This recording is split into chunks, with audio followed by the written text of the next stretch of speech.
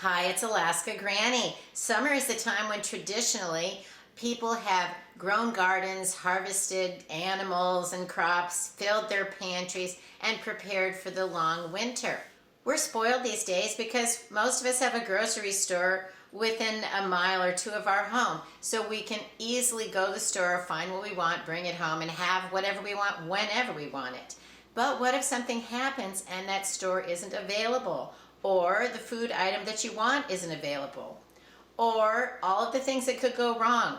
You get sick, you lose your job, you run out of money before you run out of month, an unexpected bill, problems with your car. There are all kinds of reasons you might not be able to get to that store that you depend on.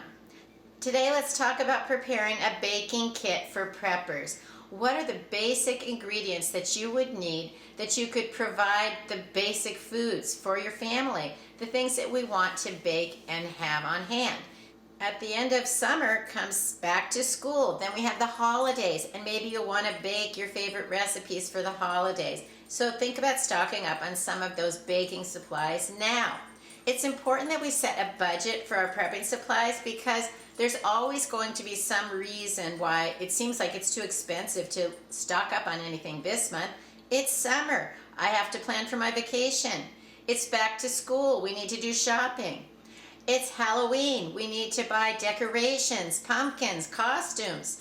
It's Thanksgiving. We have to buy all of that extra food. Let's not forget then is Christmas. All of the gifts, the baking, the stockings, the cards, the stamps. It goes on. And then the long cold winter. We overspent on the holidays. We have to pay off our credit card. The heating bill is too high. The kids outgrew their shoes. There's always going to be some reason why it's not convenient to just stock up on something now. That's why it's important that we set aside a little bit of money and we prepare so that we can have those things no matter what the budget is. We're going to have a little bit of time. Everybody can afford to buy one extra can of food, $5 extra when you go to the store. We need to really look at our budget and think, what are the things that we need? What are the things that we just want?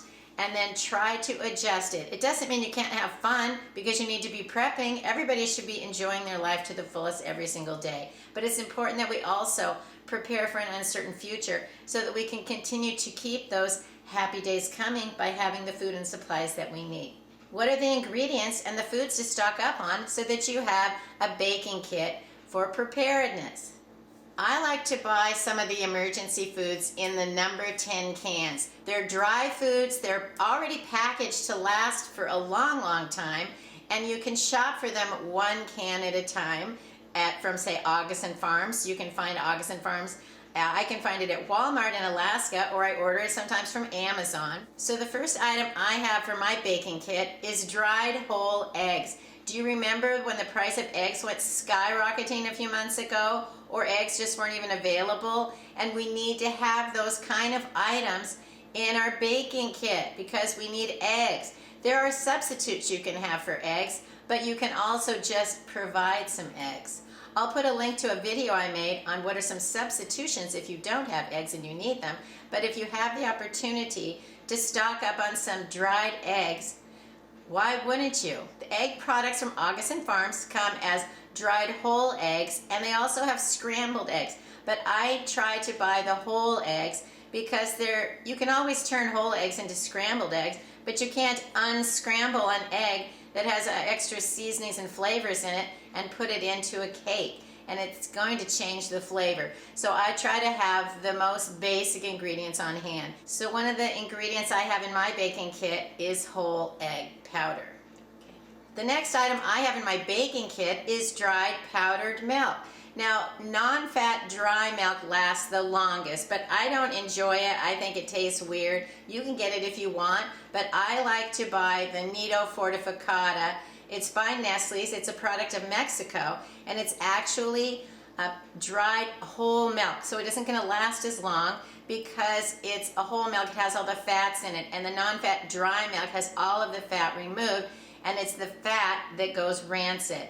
I use it in all kinds of recipes, baking and cooking. It's easy to just stir the powder in, add the little bit of extra water, and then I've got the milk that I need. The best by, sell by, use by date on it is a couple of years, but I've used it up to 5 years past that date, and I found that it is a top quality product. So it's something that I recommend. So if you're ever looking for the Nido Fortificata, look on the Hispanic aisle in your grocery store. I find it at Walmart. You can also buy it on Amazon, but the price fluctuates just like other foods, so you want to keep checking back until you see that it's at a price that you can afford. Another baking kit ingredient that I like to buy from Ogson Farms is butter powder. It is so fine and fluffy and delightful, and it tastes great because it's made out of real butter. And you can also use this in all kinds of recipes. Depending on the amount of water that you add to it, you can make it spreadable, you can form it into like little cubes of butter, you can sprinkle it into recipes. It's very versatile, and I find it to be a top quality product. I've been able to find the Ogson Farms butter powder in Walmart in Alaska. You can also order it from Walmart and they'll give you the free delivery, and then you can order it from Amazon. But it's like the other products, the price varies, so you need to shop around a little bit. And when you see it at a price that you think is reasonable, that's when you buy it. Now let's talk about the most common baking ingredient that you're going to need, and it's going to be flour. Now, I like to buy the flour already sealed in a number 10 can from the LDS or the Mormon Church. The Latter-day Saints are experts at food storage because it's something that's part of their religion. But anyone can buy from them. You don't have to be a member of their church.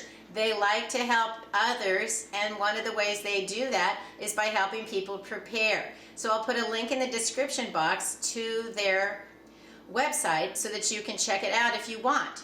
So when you order foods from the LDS or the Mormon Church, it comes 6 of these number 10 cans in the box. So when you're looking at the price on the LDS website, know that that's for 6 cans. When you order the other cans from like Ogson Farms or on Amazon, those are 1 can. So be aware of that when you look at what the price is.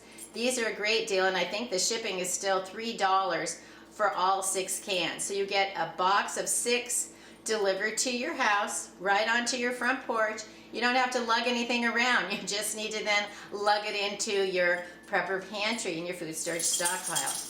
The flour is also top quality. I've opened and used it before, and it's nice that it can last for a long time because your flour can get sour or spoiled in your pantry. So flour is something that we need to rotate, but if you can buy it already sealed to last for many years, to me that's a bargain. Another food for my baking kit that I order from the LDS or the Mormon Church are oats. They come 6 of these number 10 cans in a box, and then you have everything you need to make oatmeal cookies. Add oatmeal into your bread recipes. And oats are versatile because you can also soak them and make oat milk. You can add them into things like meatloaf and stretch your food dollars by making your meatloaf go farther. There's all kinds of things we can do with oatmeal, and in an emergency, if you can't cook because, say, your power is out, you can soak the oats overnight in liquid milk or water, and then you can stir in the toppings you like and make overnight oats, and then you have your breakfast ready. You don't have to worry that you won't have something to eat. Let's talk about sugar. Sugar is something that you can bring home from the store and easily store it in an airtight container and seal it up yourself. You don't need to use any kind of special equipment. You simply need to store sugar in an airtight container, and then, like all foods, store it cool, dark, and dry. Never use an oxygen absorber or vacuum seal sugar because it will turn into a hard lump. And then I occasionally will just turn it in the pantry to make sure that it isn't turning into a hard lump. Sugar is also something that's great to store into the gallon jars because you can buy it in a big bag, you need a larger container, and it's simple to use these large glass jars to store a lot of sugar. The way I like to use the Mylar bags for food storage is I buy the gallon ones that have a Ziploc top. And then these have a gusseted bottom so you can stand it up on the counter when you want to fill it up. So you can simply open this up, stand it on the counter, fill it up with your sugar or other foods. But then if it's sugar, all you have to do is squeeze out as much air as possible, zip it up, and that's all you need to do to store your sugar for the longest haul. So you don't want it to get punctured or chewed on, so then you might want to put it into say a plastic tote or a 5-gallon bucket or some hard-sided safe place so that your sugar is going to be safe. These bags are also great for all of the longest lasting foods like rice, beans, and oatmeal because you can fill them up. But with those kind of foods, that's when you would want to add an oxygen absorber and remove as much oxygen as possible. And then you can also double seal them. You take like a hair crimper or a flat iron and you seal it.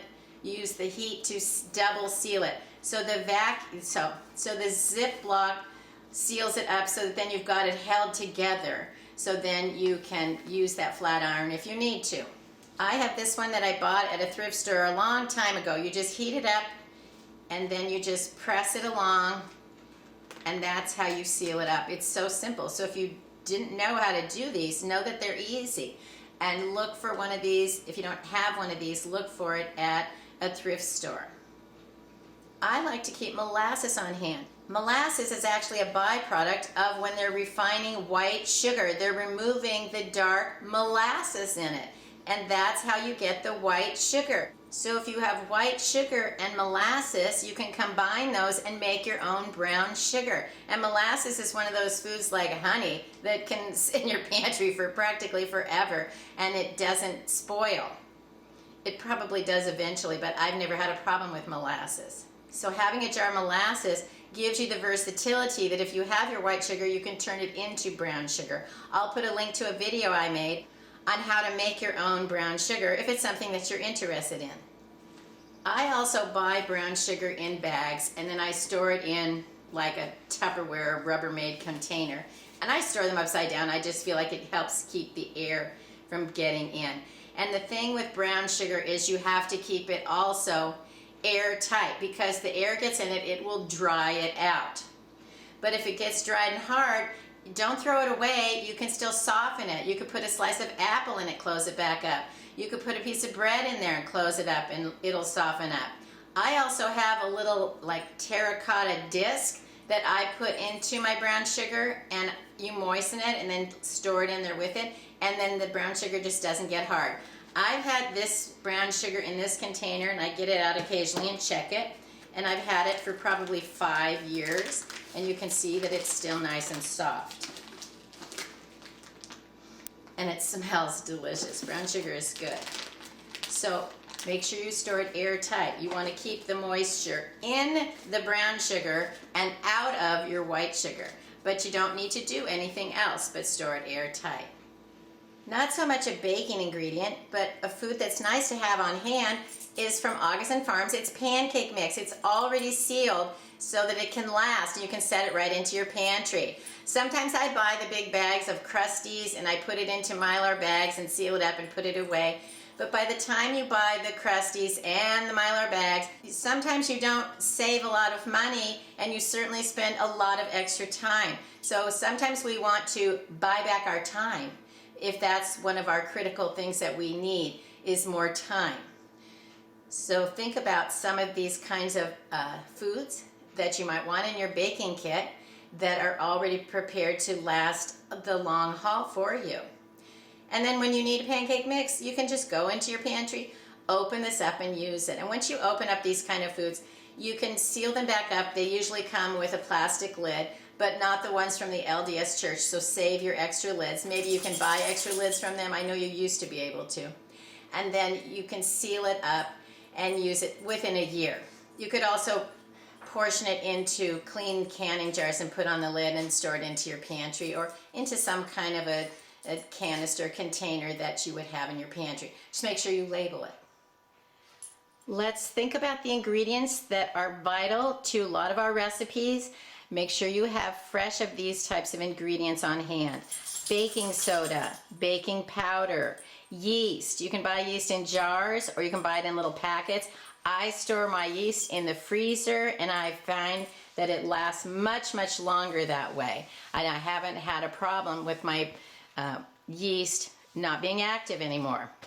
Then make sure that you stock up on some salt. Salt is important for our basic health. But what happens is we live on so many processed foods and fast foods these days that people need to find low salt items. But if you are baking from scratch and you're using whole basic foods, you need to make sure that you're using some salt. Iodized salt is important because people don't get enough iodide, and you need that so that you don't get like a goiter in your neck. And so make sure that you're getting some iodized salt. However, people say iodized salt does not last as long as just plain salt, so be aware of that. I've never noticed that it isn't still good, but that's up to you. Also, if you're going to put salt in a jar, make sure you label it so nobody confuses it with sugar, because we had the great Kool-Aid debacle of 1993 when we mixed up salt for sugar, and salt is not the same when you're making Kool-Aid.